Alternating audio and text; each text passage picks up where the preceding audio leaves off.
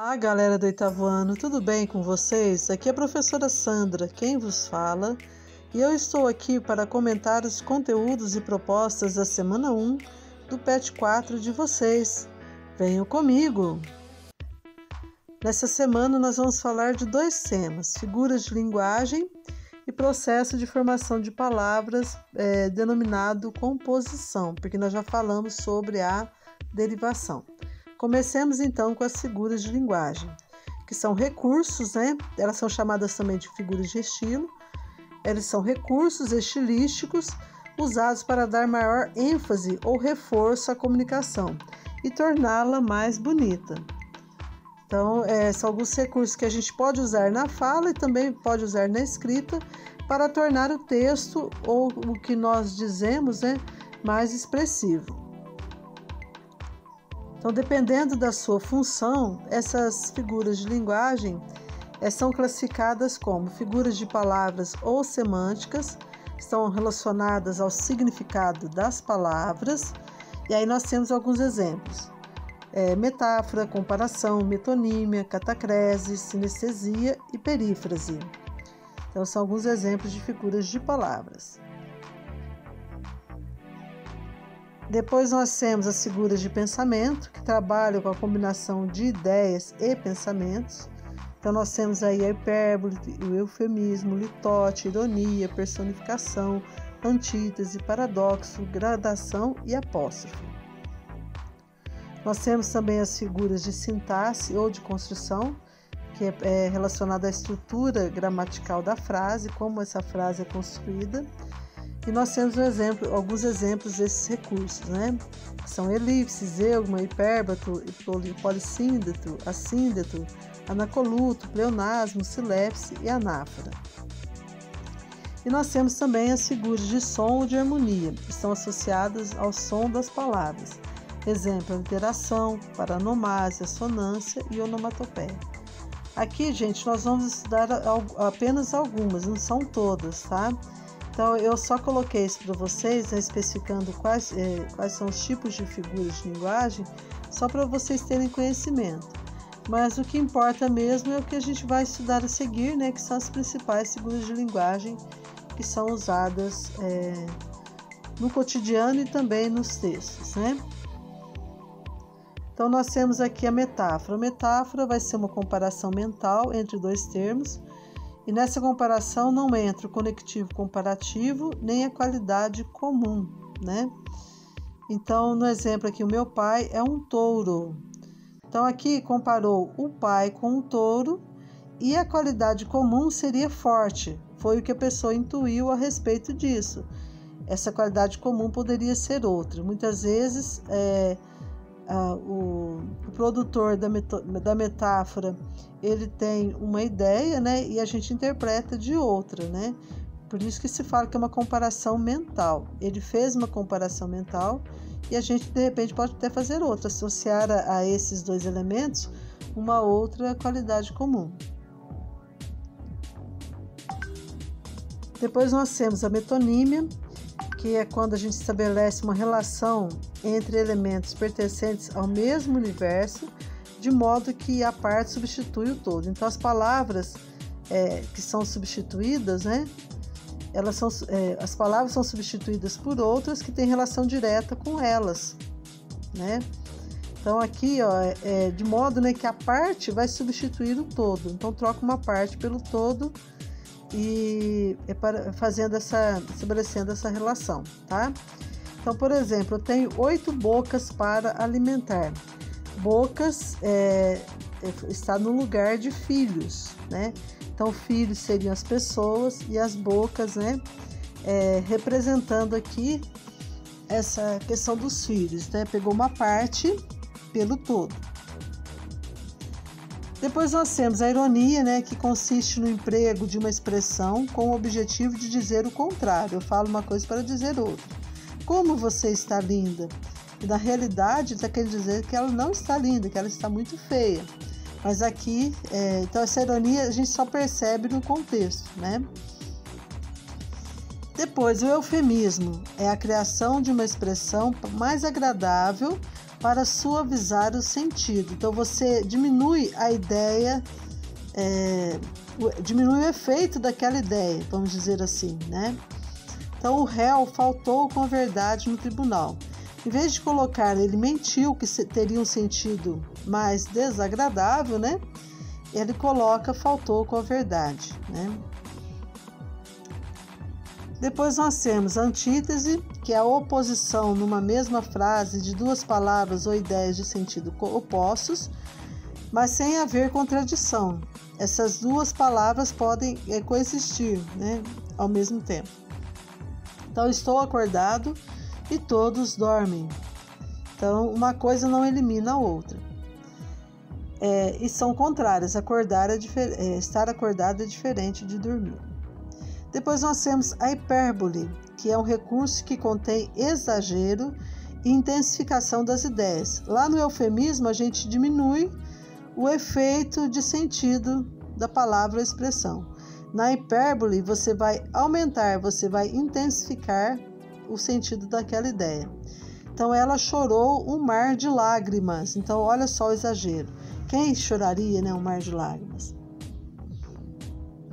Depois nós temos a literação, que seria a repetição dos mesmos sons de natureza consonantal, repetição de consoantes, né? Como essa aqui é um exemplo clássico, né, de aliteração. Vozes veladas, veludosas vozes, volúpias de violões, vozes veladas, vagam nos velhos vórtices velozes dos ventos, vivas vãs vulcanizadas. Então, houve aqui a literação do V. Depois nós temos a assonância, que é a repetição de sons vocálicos, né? Ou seja, repetição de vogais. Sou um mulato nato, no sentido lato, mulato democrático do litoral. Então, aqui nós temos a repetição da letra da vogal A. Depois nós temos a sinestesia, que vai ser a utilização de palavras associadas aos nossos 5 sentidos, né? Tato, olfato, paladar, visão, audição. Como em seu olhar é tão doce, então associação de visão e paladar. Então associou 2 sentidos, né?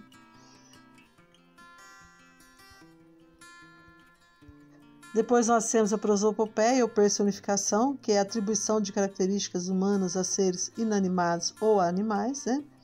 Então o sussurro da floresta assustou os viajantes, né? Como que floresta vai sair por aí sussurrando, né? Falando ao pé do ouvido, né? Então, aqui é uma prosopopeia. E agora, gente, nós vamos ver um pouquinho sobre o processo de formação de palavras.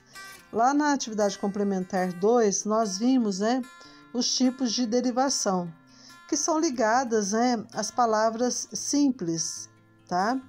Então, a derivação ela pode ser prefixal, sufixal, prefixal e sufixal, parasintética, regressiva, imprópria.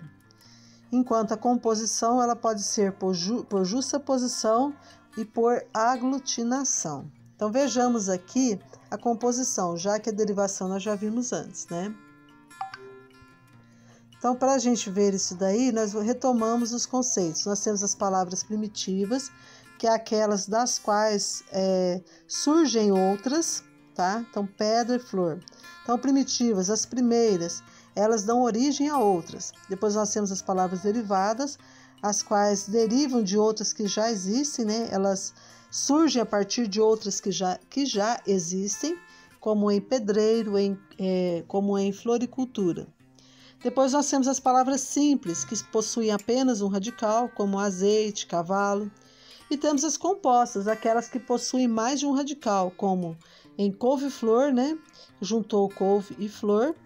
E planalto, que juntou o plano mais alto. Então, a formação de palavras compostas está ligada às palavras, a formação de palavras por composição, né? Está ligada às palavras compostas, tá? Então, nós temos a composição por aglutinação e a composição por justaposição. Então, o que seria a composição? É quando se juntam 2 ou mais radicais, né? O radical, lembrando também, é aquela parte da palavra que não se altera, que contém o sentido básico da palavra. Então, você junta 2 ou mais radicais para formar uma nova palavra. E essa junção, essa composição pode ser por justaposição, quando os radicais se juntam sem haver perda de fonema. Não há perda nenhuma de fonema aqui, de nenhum som, né? Então, couve mais flor, juntou as duas por meio de hífen. O salário família também juntou as duas por meio de hífen. Não houve perda de som, de fonema, né? O passatempo e o girassol. Então, em todas elas não houve perda de fonema. Agora, na aglutinação, nessa junção, ocorre uma alteração fonética, ocorre uma perda de fonema. Exemplos: água ardente é água mais ardente. Então, sumiu um som de A. Planalto a junção de plano mais alto. E aqui sumiu, né, o som do O, então ficou planalto. Fidalgo, filho de algo. Olha só como que aglutinou ali e perdeu alguns fonemas, né? Então aqui, gente, nós temos algumas atividades, tá? A primeira aqui é para identificar ao lado de cada frase a figura de linguagem correspondente. Então, um beijo seria uma borboleta afogada em mármore. Então, que figura de linguagem seria essa? Vocês observam aqui que nós tivemos uma comparação entre o beijo e a borboleta, né? Então, fez uma comparação mental entre esses dois elementos. Qual seria, então, essa figura de linguagem? Aí nós temos aqui, número 2, ele é meu braço direito no trabalho. Número 2 não, letra B, né? Depois, letra C, de repente, do riso fez-se o pranto, silencioso e branco como a bruma. E das bocas unidas fez-se espuma, e das mãos espalmadas fez-se o espanto. Então, riso e pranto são palavras que se contradizem, silencioso e branco como a bruma. Então, aqui houve uma associação, né, aos 5 sentidos, né? Então, eu estou vendo aqui pelo menos 2 figuras de linguagem, não sei se tem mais. Depois a gente vai conferir e trazer o gabarito para vocês.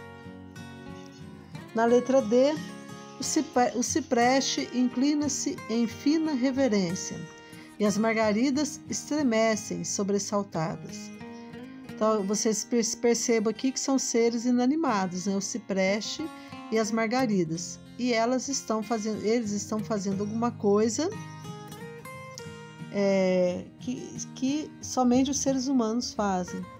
Então, o que seria aqui? Depois nós temos, esses têm sido os grandes feitos de grande parte de nossa classe política: roubar e enganar a população. Então, vocês viram os grandes feitos? Será que os grandes feitos são roubar e enganar a população? Então, que figura de linguagem nós temos aqui? Depois, na letra F, sua voz doce e aveludada era uma carícia em meus ouvidos. Depois nós temos, seu pai já te alertou mais de 1 milhão de vezes. Olha, mais de 1 milhão de vezes. Será possível? O rato roeu a roupa do rei de Roma. Observe que houve uma repetição de um som aqui, né? Depois nós temos, por último, jurei, mas não acreditei. Não fiquei quando eu pensei, nunca hesitei, então irei. Então aqui nós temos mais uma figura de linguagem. Então vocês tentem fazer e depois a gente vai confirmar com o gabarito. Número 2. A importância da preservação do meio ambiente para a saúde é destacada pelos recursos verbais e não verbais utilizados nessa propaganda da SOS Mata Atlântica. No texto, a relação entre esses recursos. Então, aqui teve linguagem verbal e não verbal, né? A imagem. Quer continuar a respirar? Comece a preservar. Então, a partir disso aqui, nós vamos achar a alternativa correta. Então,